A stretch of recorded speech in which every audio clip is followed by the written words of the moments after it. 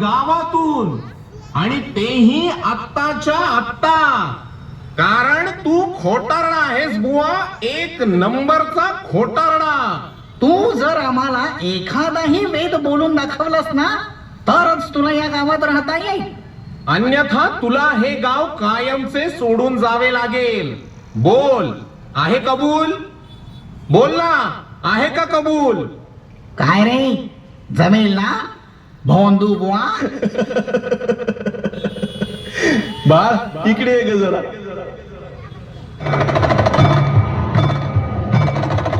बाळ यांना वेद बोलून दाखव.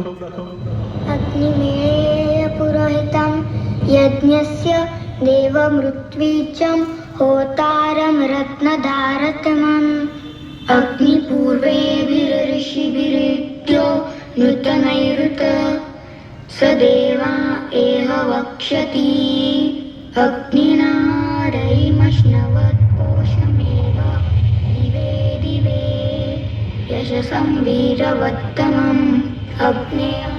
काय हो पंत, ही एवढीशी कोण, तिला वेद कसे ठाऊक? अहो आता ते आम्हास कसे ठाऊ? हाच तर चमत्कार आहे या बुवाचा. इतके दिवस आपण नुसते ऐकून होतो, पण आज प्रत्यक्ष याची देहा याची डोळा हे पाहिले. हो ना. आता मला वाटते की आपल्यालाच हे गाव सोडून जावे लागेल. आता इथून कोणी हाकलून द्यायच्या अगोदर आपणच इथून निघूया. अहो पण पंत, हे नक्की आहेत तरी कोण? अहो आम्हालाही तोच प्रश्न पडलाय की हा नक्की आहे तरी कोण? आम्ही कोण?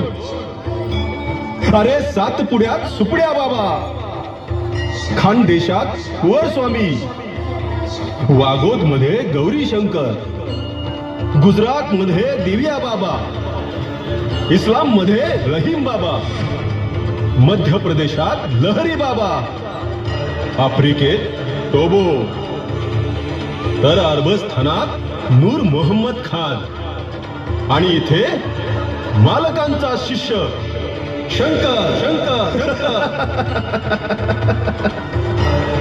मैं कैलाश का रहने वाला, मेरा नाम है शंकर शंकर शंकर शंकर. पाहिलत मंडळी, तर सद्गुरू शंकर महाराज आपल्या भक्तांचे अगदी अशाच प्रकारे निवारण करीत होते. आपले शंकर महाराज नाशिक, नगर, सोलापूर, अक्कलकोट आणि पुण्यात वास्तव्यास होते. 28 एप्रिल 1947 रोजी वैशाख शुद्ध अष्टमीला पुणे सातारा रोड धनकवडी इथे महाराजांनी समाधी घेतली. आजही पुण्याच्या धनकवडी येथील सद्गुरू शंकर महाराज मठात रोज हजारो भाविक महाराजांच्या समाधीचे दर्शन घेतात. भक्त हो, आपणही एकदा महाराजांचे दर्शन घेऊन या आणि आपणही आपल्या महाराजांचे अनुभव घ्या. जय शंकर. देखाव्याची संकल्पना मंडळाचे सर्व लहान